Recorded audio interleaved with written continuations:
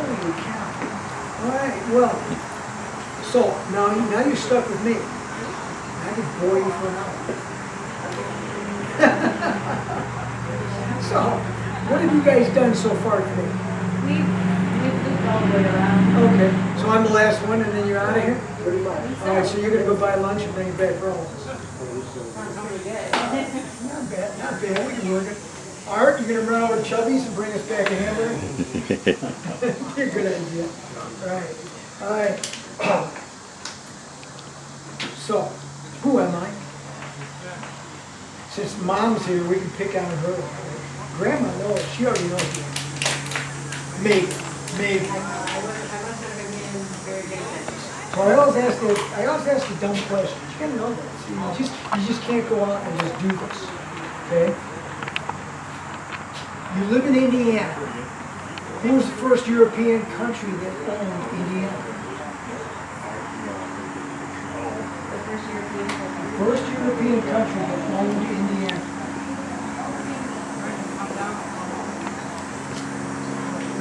The English? Spain. First one was the French. First one was the French. Native Americans, of course, lived here first. The first European country that came into Indiana were the French. Okay? This map is about 1752, 1753, something like that. And it shows you the way the land was divided. Everything in pink goes to the British and the Americans. Everything in green was French, Spanish, and everything down south, Florida. Okay? Literally, what stopped the English from going any further? Mountains. Well, we have this nice range of mountains right through here. The Appalachians, the Alleghenies, they've got the Shenandoah, they've got 20 different names for the same mountain ranges, but it sounds good. And you have your choice of where to walk. Back then, you couldn't walk through the mountains. It was tough. It was next to impossible. Go up one, down one, up one, down. They couldn't do it. Nowadays, we have highways. We can do it very easily. We have airplanes. We can just fly over. No problem. Back then, you had to walk. Okay? The other means of transportation besides walking, canoes. Canoes could go down any river, any lake, any seaway it needed to. And guess what? It's easy. It's cheap. And you can hold almost 1,000 pounds in a canoe. So you can carry a lot of goods that way. And basically you are trading one thing for another. And that was your whole goal. Trade, trade, trade. Because coins are worthless. Now you think about it. Okay? Come along, here's your coin. Great. You're walking around Syracuse, Indiana in 1750. Where are you going to spend this? No 7-Eleven, no gas station, no Walmart, no Subway, nothing. It's worthless. So all that money you have on you right now is worthless. Why don't you just give it? Everyone laughs at me. No one wants it. It's worthless. The coins are worthless. You are trading furs to one thing for another. So I always use something. Now, this is your, is it grandpa? Granddad, yeah. Yeah. Your dad too? Yeah. Oh my God. Holy cow, I got the whole family down here. Oh, we have And you're stuck with the smiley shirt. the rest are coming in too. These guys belong to you? Yep. That's the husband? Yep. Holy. See, he kind of looks like a husband, that beard. Yeah. Now, those guys look like kids. Yep. I don't know why, but and all three of them are like you. You guys are too young. All right, coins are worthless. Look good, worthless. You guys don't want to give me your coins? I'll try. Okay. You're trading one fur for another. So, who do I want to borrow? Young lady? Come here, young lady. What's your name? Good name. That's a great name. I like that. What's his name? Ben. Ooh, that's even cool too. I like that. You guys got good names. I'm impressed. All right. And the girl over there is Is what? Wait, say that one again. Violet. Violet, but we call her Dita. Dido? Confusing. Dido. You guys are picking on her kid too early. All right. You want to trade a fur for something else. You want to trade something for something else. I want those really cool, shiny gym shoes. Okay? What do you want that's on this table in exchange for really cool, shiny gym shoes? Take a look. 2 tables, anything you want. Anything interest you? No. So I cannot get the pair of gym shoes because she does not want to trade the gym shoes for something else. Sure? You wouldn't want to get your dad maybe a gun or something? It's for pretend. For draw pretend. You're trading. She says no. So I'm up the creek without a paddle. All right, McKenna, sit down. You're not going to pick on me just now. Ben, do you want to trade with me? No? Okay. I bet you I can trade with Dad, really. Right? Dad, what would you trade for those gym shoes? See? He's got his choice. He's getting a little excited. Probably that headdress. That headdress is pretty cool. Headdress looks cool. Yeah. Okay. See, he's trading one thing for another because money was worthless. Money's nice, but worthless. Okay? Because you can't buy anything. This is your place to buy. So you trade one thing for another. So we had to do something. Okay? So it's kind of a cool way to do it. And the number one item fur-wise is the beaver. Okay? You want the beaver. Now, all right, McKenna, I'm going to borrow you again. Come here. All right, Ben, come here. Are you picking your nose? Oh, Ben, sit down. Ben, yeah. Dad, you got a problem there. All right, McKenna, come here. Touch. Feel that beaver skin. Okay? Now, this way. What fur do you want? The long hair or short hair? Guess again. Congratulations, you got it right. What does a beaver do better than any other animal? Swims. He's waterproof. So you use the short hair from the beaver to make hats. Okay? The hat was so expensive, it was your whole year's salary game. Now don't remember, they made a whole heck of a lot less than we do today. But yeah, it was a whole year's salary. So we're using the short hair. Now, okay, McKenna, I don't know, McKenna, how old are you? Oh, Mom may not have taught you about teacher Alice in Wonderland. Did you read the story and show the cartoons now? You Alice in Wonderland? You watched that one? I don't know. With the blue bear in it? No, with the purple cat that disappears. Yeah, I think it's in it. He knows more than I do. I never heard of that one. All right, McKenna, there's a famous character, Mom will know the answer. Who's the crazy guy in Alice in The Wonderland? Mad Hatter. Mad Hatter. What does he do for a living? Hat? He makes hats. Don't worry, most people get that one wrong. So I'll throw that one at you. Okay, he makes hats.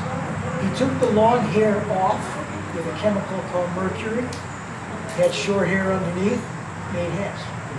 Mercury eventually deteriorates your brain cells, and you go nuts. That's why he went mad. So Mad Hatter.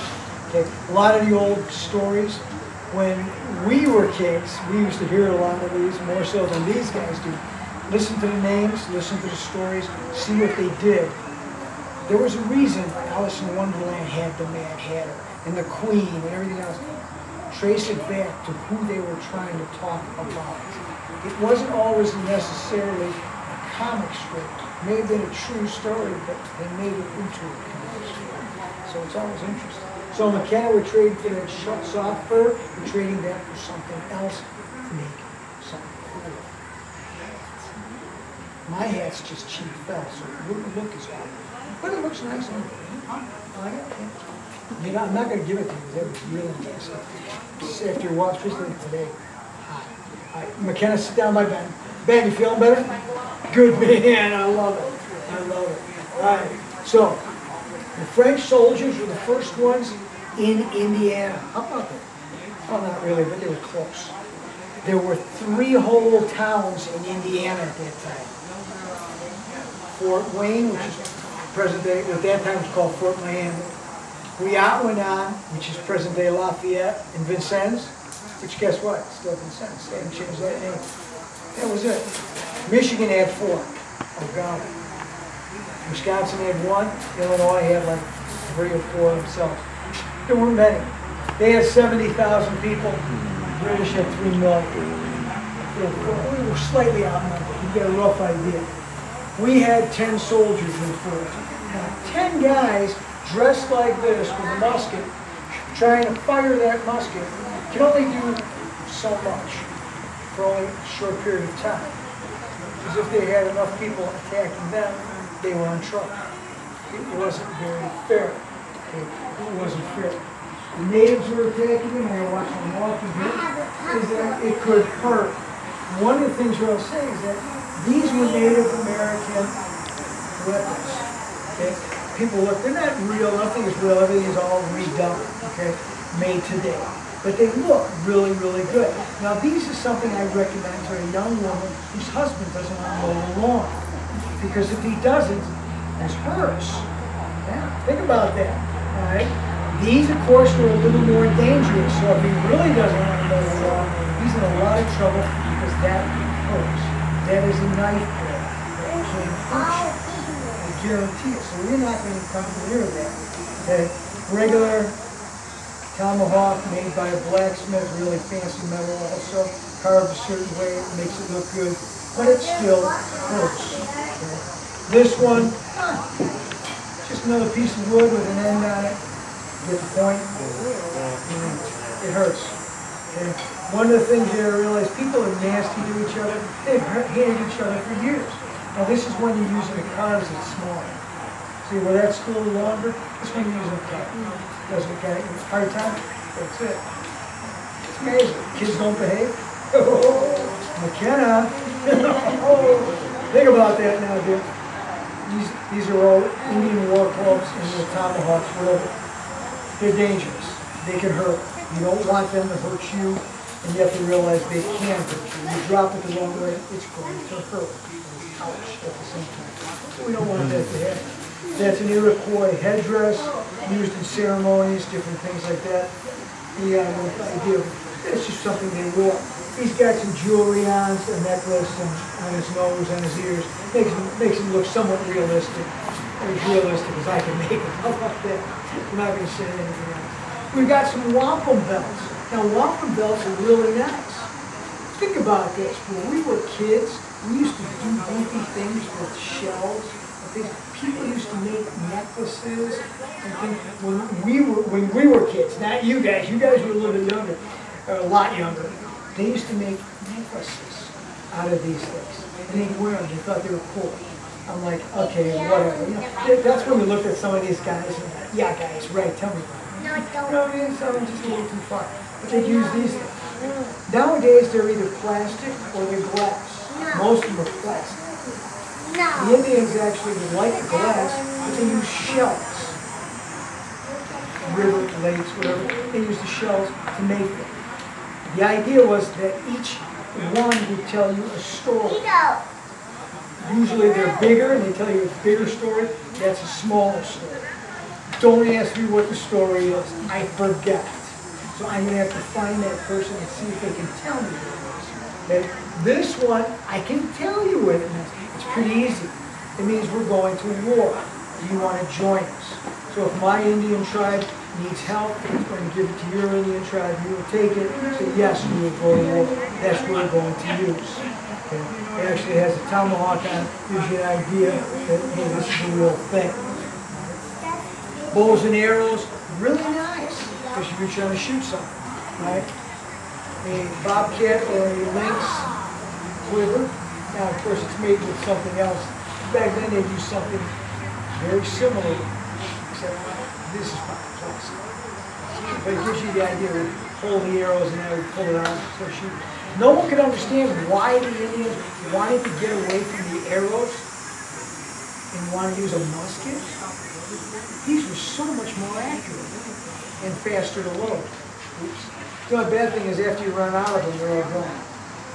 Well, there's a little bit of time. Bows and arrows, bows themselves.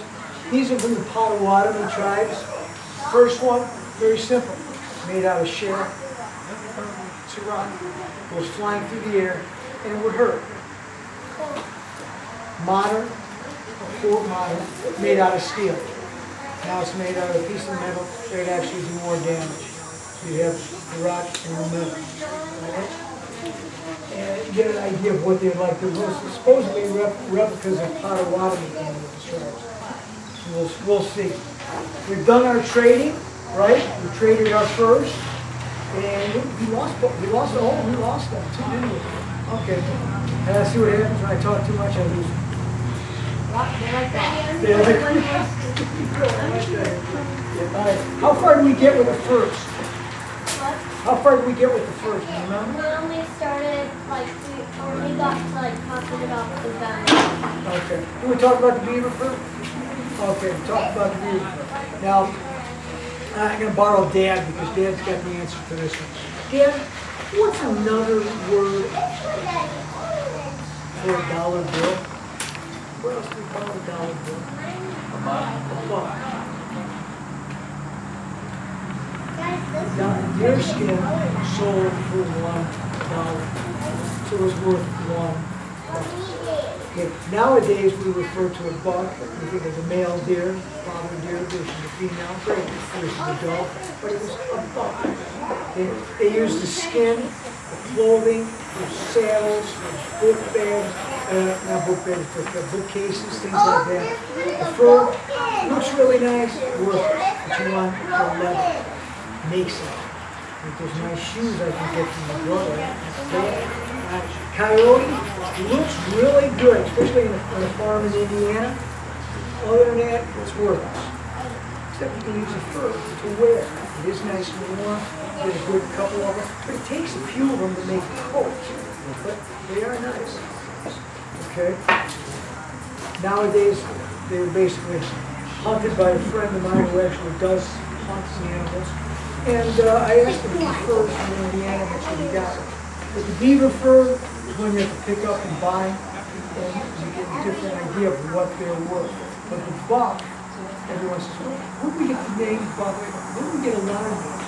And it goes, Grandpa, and I know the older names. And you guys don't know the older names. Think about it.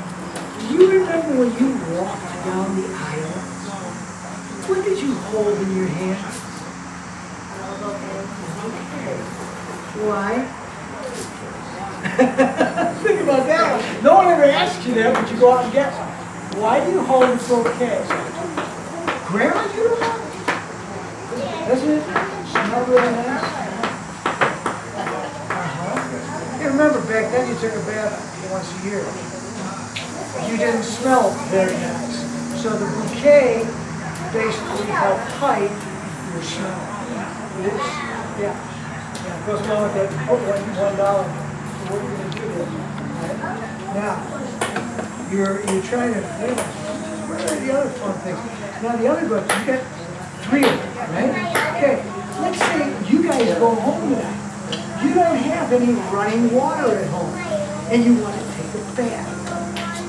You got a big tub that you fill up with water, you put the water in the tub, and you keep filling it up until it's filled, and then you're ready to take your bath. Who's taking the first bath? Dad. Guess again. Dad. He's the third. Then who's taking the second bath? Mom. Who's taking the next one? McKenna. Who's taking the next one? Ben. Who's taking the third one? By the end of the night, that water has now changed color. It's now dirty. Mom, don't throw the baby out. The old saying we used to have, these guys don't have as much, but don't throw the baby out there and wash it. Now, the water is dirty. There goes the kid out the window with the water with the mire, and make sure you're catching that kid. Do you remember, did you ever use a fine tooth comb? Yeah? Okay, what? Just to comb your hair? Yeah. Okay. It was originally designed to get out the lice. I used to. So you think about that. So if you two girls come home from school on Tuesday and Dad realizes he's got a problem, oh boy, one of the first things he's going to do is get the fine tooth comb and go through your hair to make sure there are no lice. Now, how far did I get? Have I bored you yet? I'm working on it, right? No, that's good. I haven't got you guys totally bored. That's good. Okay. Have I got you bored yet?